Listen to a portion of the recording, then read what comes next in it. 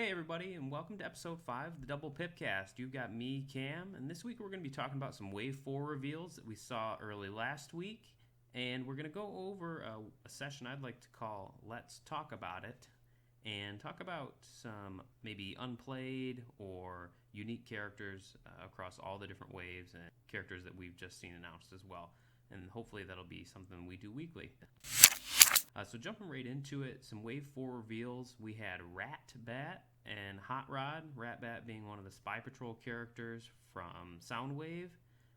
Ratbat is a common. He is at 3, 10, and 1 in his bot mode, and 0, 10, and 2 in his alt mode. In bot mode, he has a tap ability, reveal the top card of your deck, and then for each color pip on that card, repair that many damage from every character on your team. So best case scenario, you're going to draw a fuel cache, and that would be 3 damage repaired from every character in play on your side. Worst case scenario, it's going to be a single blue, single red, or single orange, or single green, and then you're going to be doing 1 from each. So maybe, I don't know if you can afford to play fuel cache, if it's worth the edge case where you get to do that, but that could be the best use case I could see. In alt mode, he basically has an ability that is Espionage, the rare battle card from Wave 2, Rise of the Combiners, and you get to declare a colored pip when you're KO'd. It's a revenge ability.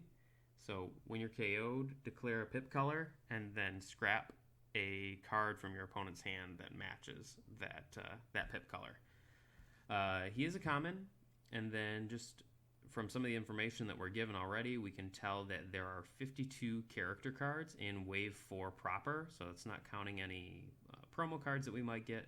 There are 52 character cards in Wave 4, so that is some information we got from that. Again, he is a common.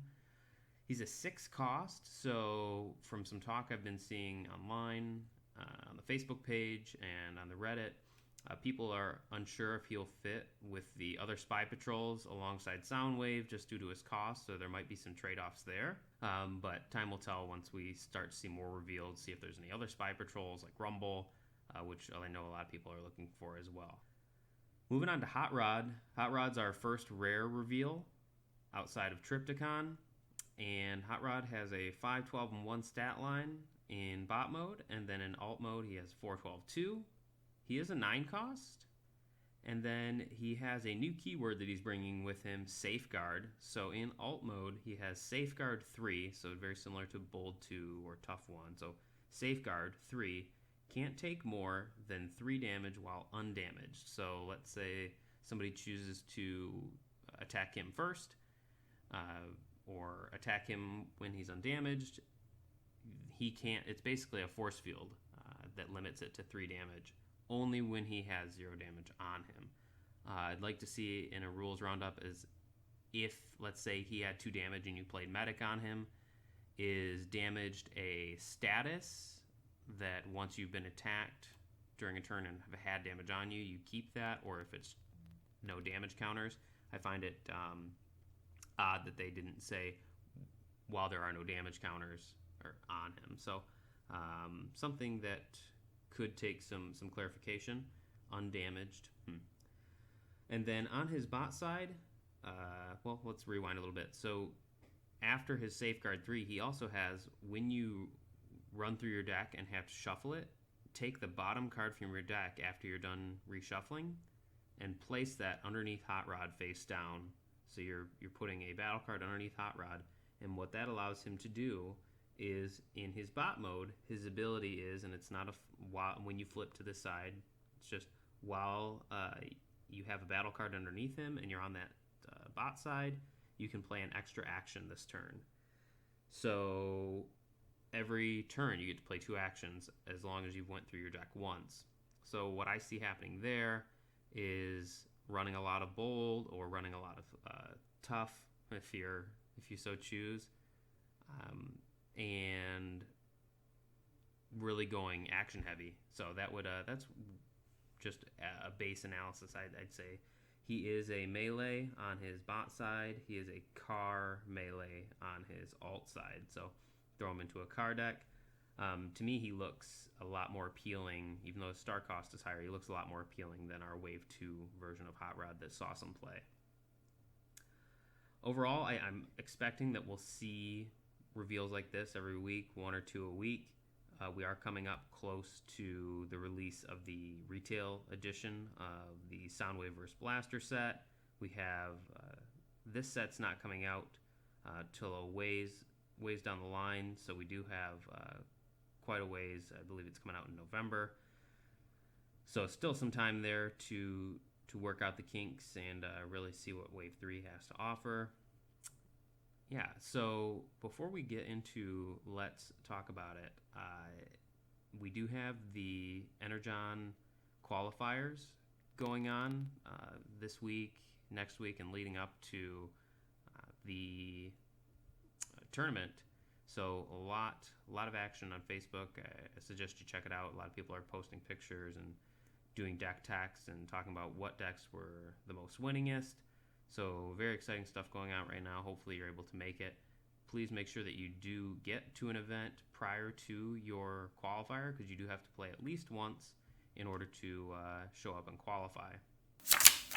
So this week, for Let's Talk About It, I want to talk about one of my favorite characters. I know on episode 3, I brought it up briefly, and Aaron shared with us how his dad bought him Jetfire as his very first Transformers toy back 35 years ago, because it was, his dad said, if I was into this is the one I would want. So he bought it for him. That was his first Transformers character.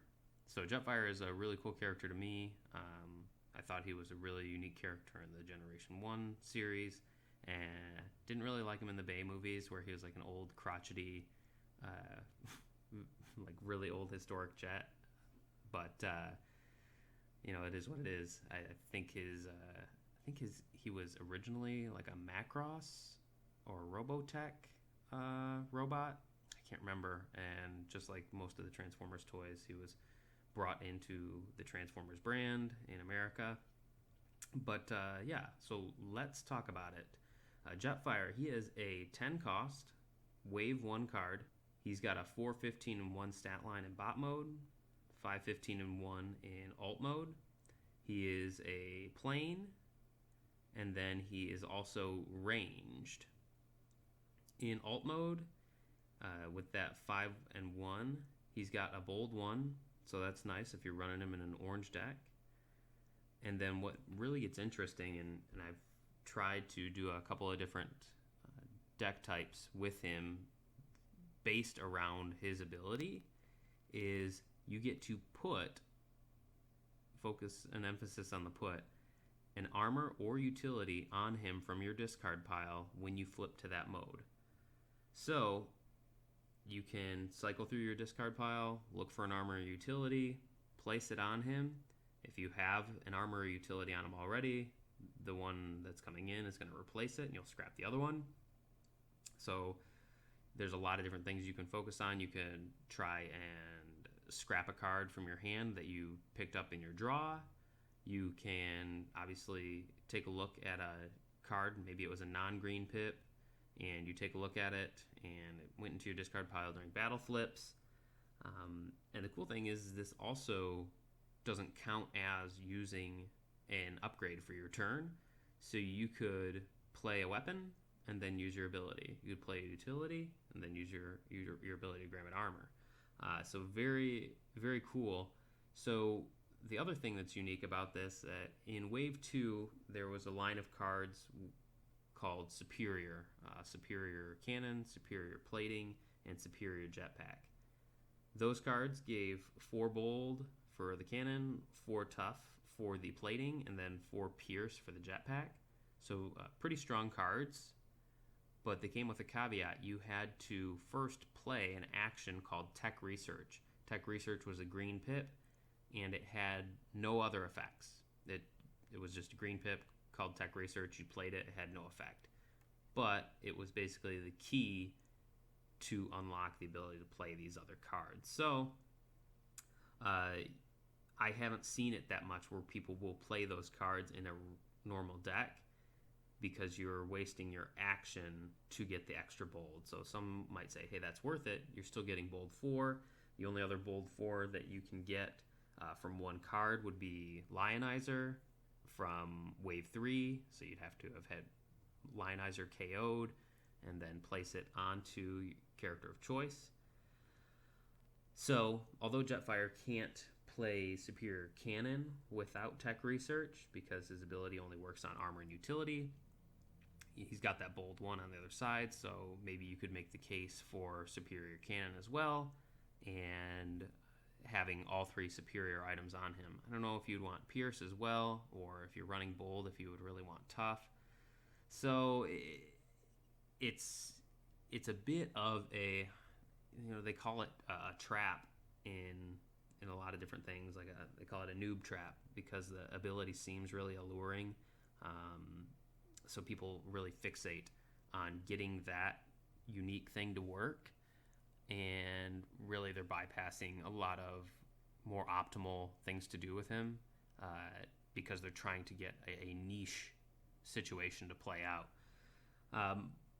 The character itself, really awesome art on both sides. I'd say for a 10 cost, his attack is lower than I would want. He's got decent health, if you compare it to other 10 costs, and yeah, he's pretty strong. He does not qualify for Energy Pack. Energy Pack works on 11-star characters, so he doesn't get to use that, but there's a couple of other instances that would really work for him. Obviously, with Orange, you can play. Obviously, since he's ranged, if you did want to take him blue, you've got Armed Hovercraft, if you so choose. But that bold 1 really doesn't do you any good in his alt mode.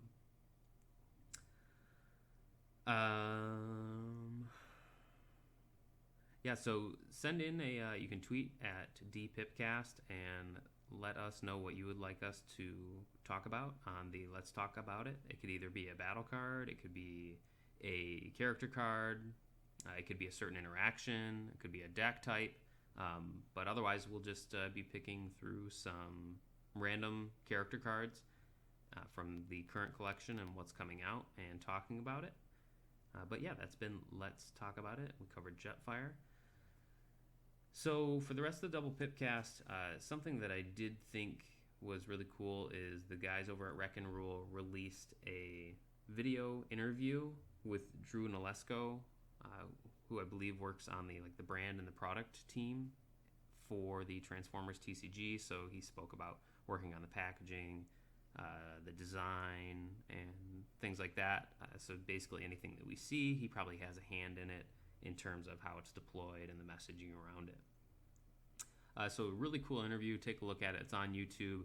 A lot of awesome information that came out of that. Drew seemed really down to earth. It was really cool to see Joe from Wreck and Rule interviewing somebody. That was a really good interview. At one point, a couple points, the venue announcer is heard booming over it, but still a good interview, even with some of the interference. Some of the cool information, they talked about how there may be some more large cards. They talked about Omega Supreme, and what they talked about with Omega Supreme is since he was a promo card, and they had basically learned their lesson from the 2018 Con Booster Pack, where it was both hard to find and that got people a little upset. They didn't want people to have to rush out and get it if they didn't want to sign up for Loot Crate, or if they didn't want to seek it out in alternative means other than just going to a store and buying it. They didn't want to have it on the higher power level, and then people would feel compelled to have to track this down as much as, let's say, if you're a non-completionist and you're like, okay, he's not that strong. So that's why at the moment he's underwhelming when compared to some alternative playstyles. So it's a bit unfortunate because I think Omega Supreme is a really cool character just design-wise, and I think it would have been cool to have him a little bit stronger, but I think there's still ways you can make him work. The guys over at TCG Rollout came out with a deck tech they're calling Omega Axe, and that uses Private Diraxodon. And Private Diraxodon obviously lets you take your opponent's defense down to 0 if you fulfill the requirements of the card, so that can really help to make sure that you guarantee some of that Omega Supreme damage, which he's got 7 base attack and 3 attack from Diraxodon, so you're talking about 10 if you're playing into, let's say, an orange deck and you actually get that defense down to 0. That's a pretty big swing, and you want to, because you're a sitting duck with just one bot, and your Battle Master has been KO'd, so you're sitting duck waiting to take 4 or 5 attacks maybe, so you want to have big swings and KO as soon as possible, and you're probably playing blue at that point as well, so 0 defense is good for him. So it's a really cool idea, and you can check that out in play and check out the deck list and some explanation on TCG Rollout's YouTube page. Definitely recommend you go check them out as well. They're also doing a Turbo Tuesday where they play through a couple rounds just turbo style. They videotape that and play through that. Yeah, so that's it for this week of the Double Pipcast. We'll be continuing to do consistent content. I'm thinking about doing a midweek content and doing 1 or 2 per week, so that way these shorter ones are a little bit better for you instead of waiting an entire week just for some shorter episodes.